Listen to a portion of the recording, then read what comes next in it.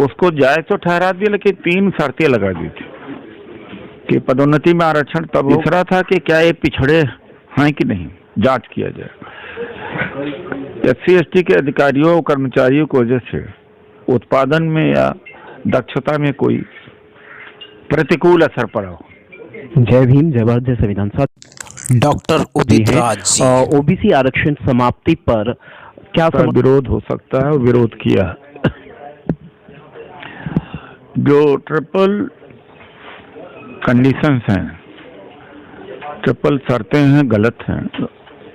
और supreme court ने 2021 में दिसंबर में ऐसा जजमेंट दिया था और 3 आधार उसने तय किए थे कि 50% से ज़्यादा आरक्षण न हो।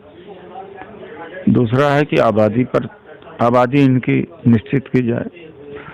तीसरी बात है कि पिछड़ापन, यानी सामाजिक, आर्थिक रूप से, शैक्षणिक और आर्थिक रूप से पिछड़े हों। जब तक जनगणना न हो तो पता नहीं लगेगा, जनगणना होने नहीं देते हैं। ये बीमारी आई है नागराज से। नागराज मामले की पैरवी मैंने किया था। 85th अमेंडमेंट कॉन्स्टिट्यूशन में किया गया था, जिसमें पदोन्नति में आरक्षण देने की बात थी।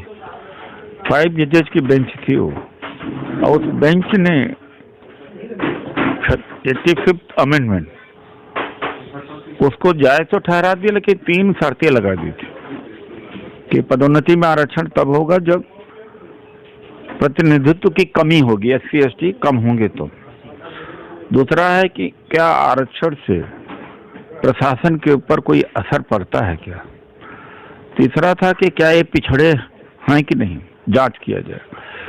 तो पिछड़े हैं सभी जानते हैं, प्रतिनिधित्व की कमी है सभी जानते हैं।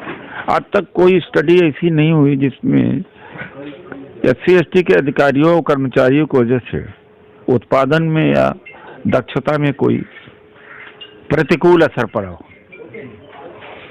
तो गलत शर्तें उस समय लगाई थी, गलत ये लगाई थी।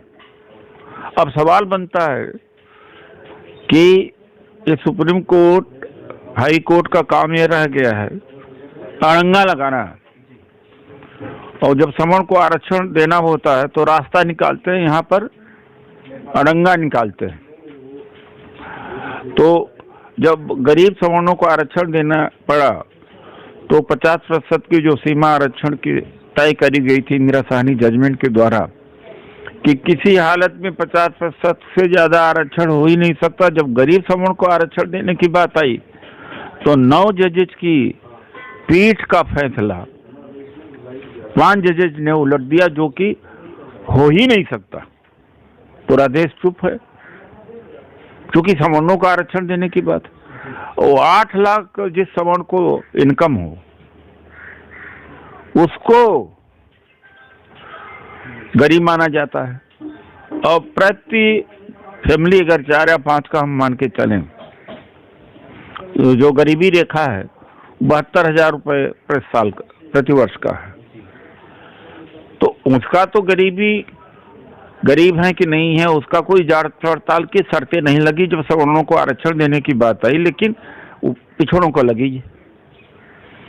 तो नागराज वाले केस की बीमारी इसमें भी घुसा दी गई। और महाराष्ट्र और मध्य प्रदेश में अड़चन आई। और दूसरी बात है कि बीजेपी जहां रहती वो आरक्षण बचे रहेगा ही नहीं। पिछड़ा भले डमरू बजा रहा है लेकिन वो बचने वाला नहीं, क्योंकि अगर इनको आरक्षण देने की मंशा होती तो आयोग बना देते, शर्तें पूरा कर लेते। अब आयोग बना रहे हैं क्योंकि दबाव चारों तरफ से बना है। तो मंशा इनकी क्या है, खत्म करने की।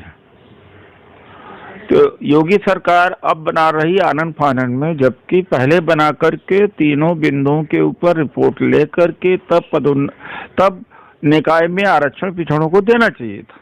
क्यों नहीं किया इन्होंने? साल भर का जजमेंट है, करना चाहिए था।